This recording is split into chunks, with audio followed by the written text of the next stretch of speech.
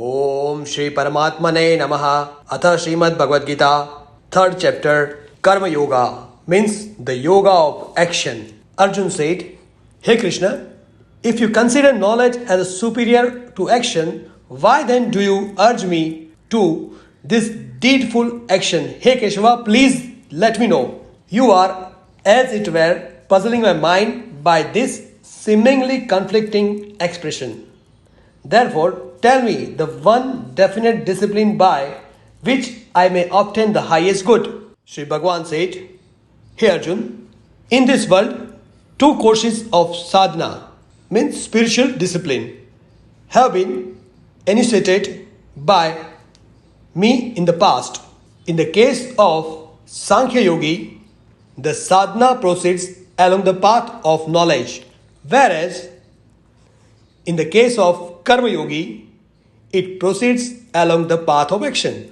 Man does not attain freedom from action, means culminations of the discipline of action, without entering upon action, nor does he reach perfection merely by ceasing to act.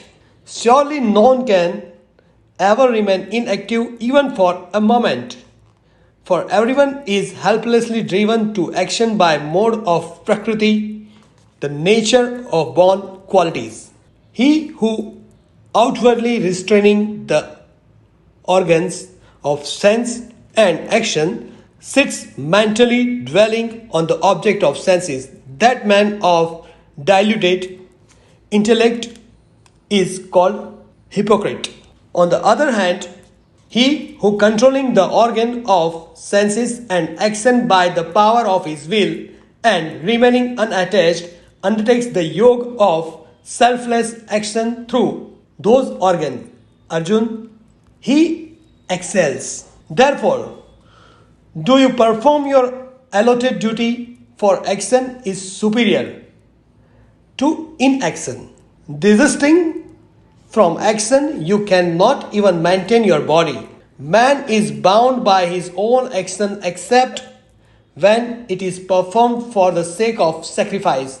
Therefore, Arjun, do you efficiently perform your duty, free from attachment, for the sake of sacrifice alone. Having created mankind along with Yagna at the beginning of creation, the Creator Brahma said to them, You shall prosper by this. May this yield the enjoyments you seek. Foster the God through this sacrifice, and let the God foster you.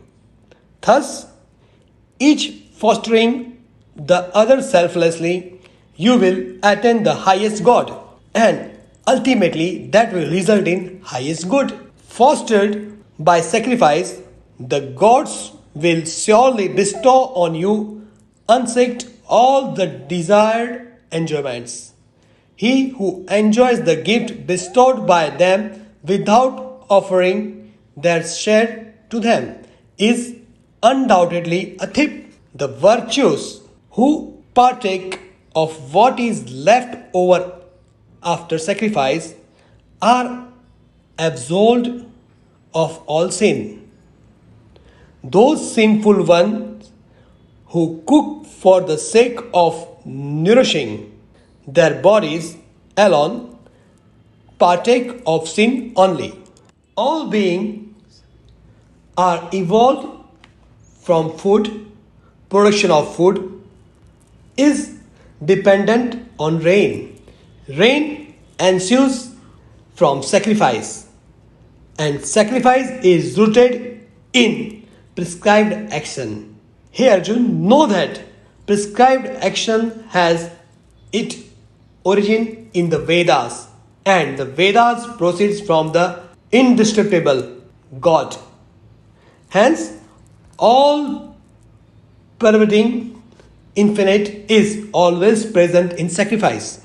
Hey Parth, he who does not follow the will of creation, thus set going in this world, as for example, does not perform his duties, leads a sinful and sensual life. He lives in He, however, who takes delight in the self alone and is gratified with the self and is contented in the self has no duty. In this world, that great soul has nothing to gain by action nor by abstaining from action, nor has he selfish dependence of any kind of any creature. Therefore, go on efficiently doing your duty at all times without attachment. Doing work without attachment, man attains the supreme. It is through action without attachment alone that Janaka and other wise men reached perfection. Having in view the maintenance of the world or the two, you should take to action. For whatever a great man does, that very things other men also do. Whatever standard he sets up, the generality of man follow the same. Hey Arjun, there is no duty in all the three worlds for me to perform, nor is there anything worth attaining unattained by me, yet I continue to work. Should I not engage in action scrupulously at any time, great harm will come to the world. For Arjun, hey Parth, man follow my way in all matters. If I ever cease to act, this world would perish. Nay, I should prove to be the cause of confusion and of the destruction of these people. Hey Bharat, as the unwise act with attachment, so should the wise man with a view to maintain the world order act without attachment. A wise man established in the self should not unsettle the mind of the ignorant attached to action, but should get them to perform all their duties, duly performing his own duties. In fact, all actions are being performed by the modes of Prakriti, primordial nature. The fool whose mind is deluded by the egoism thinks, I am the doer. I am repeating. The fool whose mind is deluded by egoism thinks, I am the doer. However, he who has true insight in the respective spheres of guna, mode of Prakriti, and their actions holding that it is the gunas in the form of senses, mind, etc., that move among the gunas, the object of perception does not get attached to them. Hey Parth, try to understand this. Those who are completely diluted by the gunas, the modes of Prakriti, remains attached to those gunas and action. The man of perfect knowledge should not unsettle the mind of those ignorants of imperfect knowledge. Therefore, hey Parth, dedicating all actions to me with your mind fixed on me, the self of all freed from desire and the feeling of mume and curd of mental agitation, fight even those men who, with the uncavaliing and devout mind, always follow this teaching of mine, are realized from the bondage of all action and resulting in released from the bondage of all actions. But they, however, who finding fault with this teaching of mine do not follow it, take those fools to be deluded in the matter of all knowledge as lost.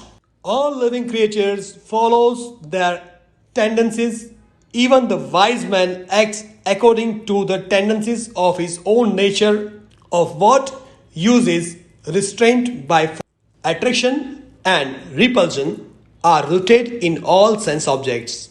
Man should never allow himself to be swayed by them, because they are the two principal enemies standing in the way of his redemption.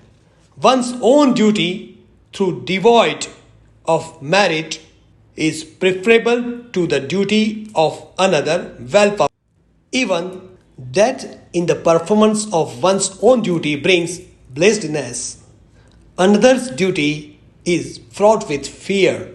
Arjun said, Hey Krishna, now impelled by what?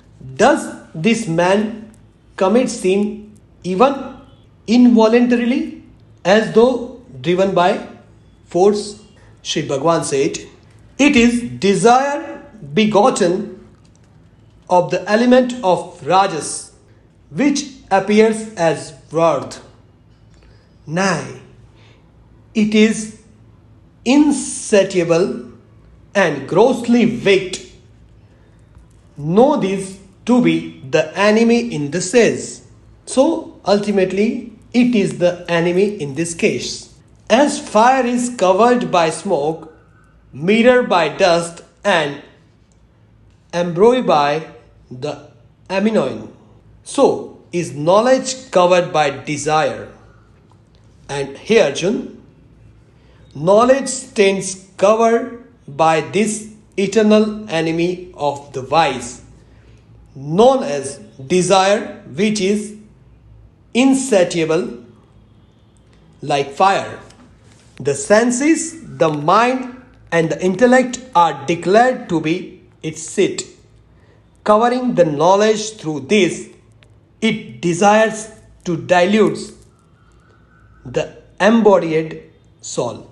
Therefore, hey Parth, you must first control your senses and then kill these evil things which obstruct jnana, the knowledge of absolute or nirguna Brahma, and vijnana, the knowledge of sakra Brahma or manifest divinity, the science.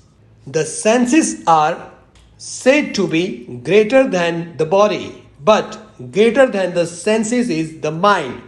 Greater than the mind is the intellect, and what is greater than the intellect is he, the self.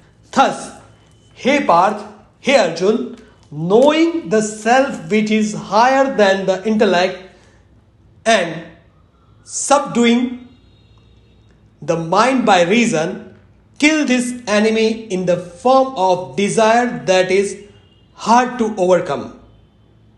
Thus, in the Upanishads sung by the Lord, the science of Brahma, the scripture of yoga, the dialogue between Bhagavan Sri Krishna and Arjun ends the third chapter entitled Karma Yoga, the yoga of action. Jai Ho!